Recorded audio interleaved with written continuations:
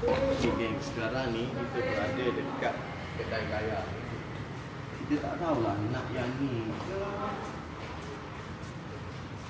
tengah confuse. Tapi korang bagi suggestion lah. Mungkin kita akan tukar sport rim 1 bulan sekali ke macam mana. So kita try. So sebelum kita masuk Brembo ni, first kita pakai hitam dulu. So kalau ni kita ikut spek cita rasa kita macam mana kita nak pakai. Okay? So kita test cara handling dia. Best ke tak best pakai sport rim yang besar lah. So dia beza berapa saiz 2 saiz So yang original 18. Okay. So original sini, okay, ini original dia. Okay, sport rim original.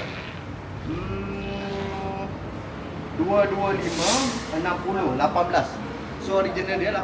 So tayar ni banyak lagi boleh guna ni. Tayar pun baru. So kita datang kat sini. Dua pilihan lah. Tapi cuba yang sana dulu lah. Kalau korang komen ramai tak okey, bos Arki tukar. Boleh. Beres lah.